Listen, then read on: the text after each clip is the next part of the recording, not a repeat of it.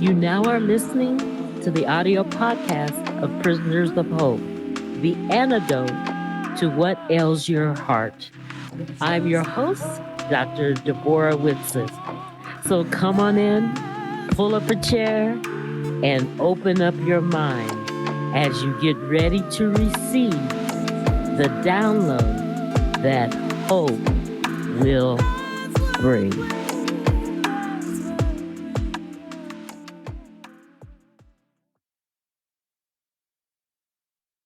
Well, hey, welcome to the Prisoners of Hope podcast. And I am your friendly host, Dr. D. And coming at you is the second part of the interview with my Pathways allies, the Pathway Encounters. So enjoy. I said words to you, Deborah, that I didn't even realize had impacted you. And I think Right. that's interesting that we have that ability in our lives that we impact people, and sometimes we have no idea that we have, you know.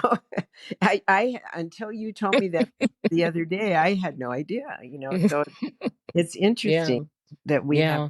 ability. Yes, we do have the ability. And for those of you who are going to listen to this on YouTube, I will put the references of the organization that you just Good. mentioned. Thank Yeah, you.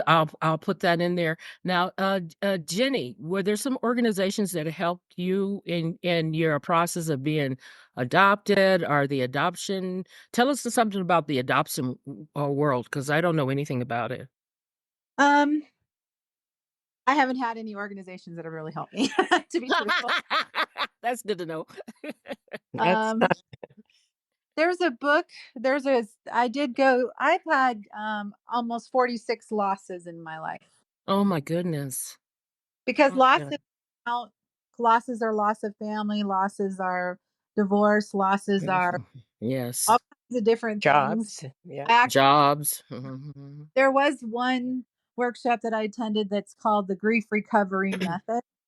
Oh, okay. And I've lost both siblings. My mother and father both had a lot of problems overcoming the grief of the loss of my siblings. Mhm. My mother believes that she developed breast cancer because of the loss. Wow.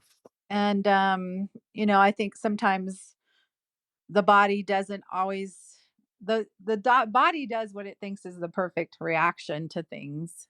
But when Mhm. you can't overcome a situation emotionally, a lot of times the body creates illness. And so my journey has been a lot of study, a lot of work with my mom, and then also working through my adoption issues. I've come to understand a lot about how we heal, how we handle grief. My father was special ops in the military and uh, had a lot of grief and a lot of challenges overcoming the Vietnam War. Um, so there's been quite a few things, and I agree with Chris there. I think that losing a child just from observation with my parents is probably the most painful loss a person can go through. Hmm. Well, because it's not the natural order of things. The It's Right. not. order is that the parent will bury the child, not, I mean, that the child will bury the parent, not the other way around. So Right. Right. it's not really the natural things. Now, it was so funny. Jenny's dad, I probably can look at a picture of him and see my father, because my father was in special forces too. My father was in the Vietnam War too. My father never recovered from post-traumatic stress, never did. Never did, never did. Well, he never tried, so he's very difficult. They didn't do that. They just pulled themselves up by their bootstraps and moved on, and then they buried it, and then it came out in other ways, and That's right, that's right. you know, So found anger or whatever. But they never. A lot of men from that time period didn't fully recover emotionally afterwards. So Hmm. well, back then, if you were to admit you had psychological problems, you were off the unit. You weren't part of special forces anymore. So that was it. Because my father was probably, I don't know if he's older than I think he was older than your dad, because I'm older than you. Um, my he dad. Korean War. He did the Korean War too. Hmm. um, Yeah. So I think your father, what, Vietnam? Mhm. Yeah, it's just it seems like you have to reach out and notice people, or and also you have to open your mouth up when you're in pain because you'd be surprised if there's Mhm. someone around that could help you. I mean, and it might be totally not situationally correct. Like, oh gosh, we're getting ready to dance. Do you know a dentist? Oh, I mean, it didn't go like that, you know. But Well, and I think we're all connectors. I pride myself in being a connector. I like to Mhm, connect people to to help them mhm, solve whatever, you know. mhm, mhm. And you are, Well, you know, so is Jenny. Jenny is too. Jenny connect is really good at connecting. I people more on a health standpoint because mhm, that's actually my passion, you know, with brother the interesting connect challenge with my life is I've had so many people that have rare diseases in my life. I've asked God many times, why did you bring me into this group?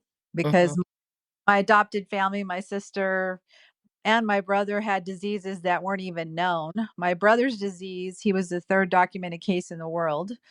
My Oh, sister's disease, she was very it was very rare as well. It's barely even in Google now.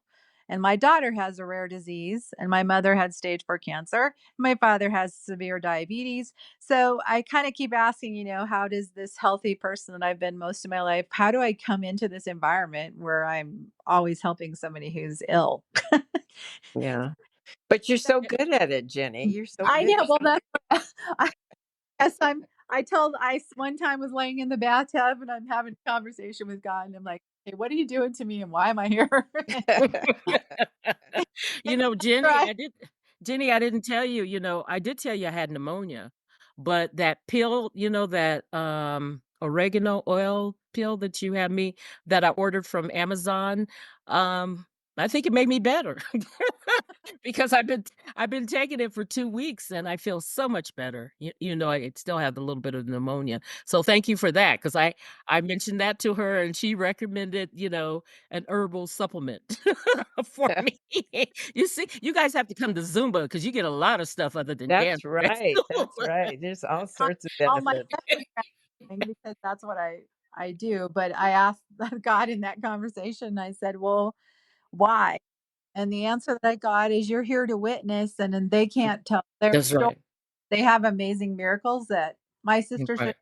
as long as she did, my brother shouldn't have walked and went to high school, and my mom shouldn't have survived the first year of her cancer, and she survived for 21. And so I kind of feel like I was here as a witness to document and to take the knowledge that was gained through their healing experience and share it with others to give them hope.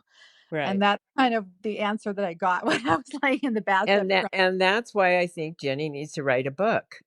Yes. I started Yes. I've that. been actor. I have Write a book. Mhm, 3 or 4 mhm. chapters then. So Awesome. Awesome. Awesome. Yeah, because I think that part of our journeys are meant to make somebody else's journey less treacherous. You know, Definitely. Yeah. I really believe that I'm a person. Well, first of all, I have a PhD in psychology, so I'm a person. I also have the gift to tell when somebody's not feeling well, or there's some, even though they're saying, I say, "How are you doing?" And they say, "Fine." And I'm like, "So, how are you really doing?" Then they'll tell me the truth. Because everybody's hurting and everybody has a story. And Mhm. and Jenny was saying she was talking to God and saying, "Why you put me in a family with all these ill people?" Jenny, I never told you this. I think okay, my father had post-traumatic stress. When he left for Vietnam, not Vietnam, but Korea, he didn't drink, he didn't curse, he was nice, he would play with me. When he came back, I was about 5 years old, so it was very young. It was my earliest memory. He basically is the way he died, quiet, angry, if you say any emotions, anger was most of it. And then so when I got back from Europe, because I was raised in embassies, when I got back from Europe, I decided that I was going to go to college. I went to college in 15 and leave home because my father, I was running from post traumatic stress. Well, now I have 2 sons that have post-traumatic stress. And Jenny, I was asking God the same thing. Oh, yeah. Okay. I have adoption PTSD, and I think there's a reason why I do, because I'm able to connect with my father, and we're able to understand certain things that other people aren't. And so there's different reasons. But it's interesting that we're having this conversation. I told you about my quote book or affirmations. Guess what I on as I'm sitting here? An invisible thread connects those who are destined to meet. Regardless of time, place, or circumstance, the thread may stretch or tangle, but it will never break. May you be open to each thread that comes into your life, the golden ones, the coarse ones, and may you weave that into a beautiful, brilliant life. That's nice. Awesome. I like that. That that is so Beautiful. that is so true. I Yeah. mean, Yeah. I mean, it is so because I didn't know you were asking God the same question that I had asked God repeatedly. Okay, what is this with post-traumatic stress? And my girlfriend said, "Well, you do have a PhD in psychology." And I'm like, "Well, you don't practice on your own family." I mean, so No, yeah. they don't want you to practice on them. Yeah, well, what she was saying, I should understand, but, it's kinda it's it's awful to watch somebody else get shot, but when you get shot, it's a different experience. You Yeah. know? It Yeah. it it it hurts more, I mean, and you have the fright and the horror the person who's watching might have, but then you really have it because 'cause you're in pain and everything. I also wanted to share with you guys. You guys are really helping me because we danced together on Thursday, okay? This is being recorded on Friday, okay? And 10 minutes after I left, I was in Walmart, my favorite place to go was in Walmart, and my husband calls me and tells me that our good friend and the godfather to my kids, and he's much younger than me, just died. And I was Oh, just like, "Okay." And I really appreciate spending this time interviewing you because I would have been in the bed all day today. oh, yeah. Yeah, I would have been in the bed all day today. It gave me a reason to get up and put a smile on my face and move on. And Right. I really, really appreciate that. No. I really Yes. do. Well, we're happy to help, sweetie. I'm sorry that Yeah, I'm you had sorry to to hear go through that that. too. It seems like there's a lot of that going around lately. Yes. People are, Yes. yeah, It's been a and a lot rough. of young people, and it's just but I do think as we get older, it can be that's one of the saddest things about aging, I think, is because you lose a lot of your friends and your family, and you have to just go on without them, and it is hard. That's the hardest thing, I think, to me. And I think people get to a certain point, like my grandfather's father died at 97 on his birthday, and I was thinking, why do people exit on their birthday? And then it came aware that he had outlived 3 wives. He was done with Wow. being the last one Check, around. check, check, Yeah, please. he actually Check 3. around. I'm out. I can't deal with another one. I'm out. Yeah. Well, and I think that's the other thing that is so sad to me is that really and truly, if we think about it, where we're going is so much better. We're so much Better. more alive there, and we really should look at death as a celebration. And unfortunately, we've got that turned backwards. And I think that our loved ones are probably frustrated with us because they're like, "Hey, don't feel bad for me. We're Me. in a I can beautiful place." you're still there. It's like, Yeah. Yeah. Well, we both know, what's her name, Doris, that older woman that dances Oh that yeah, gets real yeah. old after us. I Doris. found out that she had broke her leg or something, but Oh she's okay no. because I had asked the teacher. But I had mentioned to Doris because I think I had a friend pass away, and she goes, "What's wrong?" And I said, "Oh, a lot of my friends are, can't move." And you know what she said to me? Because she's like isn't she I think 83? no, How I old is think she? 90, 90s. 92 or Ooh, something. yeah, Yeah. she's she's dancing in Zumba Gold. And people Yeah, like, well, what's Zumba Gold? Well, it's slower Zumba, but the point is that she's dancing that's right. That's at right. 93. And I said to her, a lot of my friends can't move my age, because a lot of the young girls like, you're how old and you can move like me? And I was saying, well, a lot of my friends can't move. I was kind of bitching. I guess I was bitching. A lot of my friends can't move because I had asked my girlfriend to go for a hike. She goes, I ain't going for a hike for you with you. You go too far. I'm not going. I'm like, a lot of my friends can't move. And she goes, when she looked at me, she said, a lot of my friends are dead. Yeah, yeah, I'm like, darn. She goes, yeah, 93. Yeah, they're dead. yeah. So it's. Well, that's the end of the second part of this series called Pathway Encounters.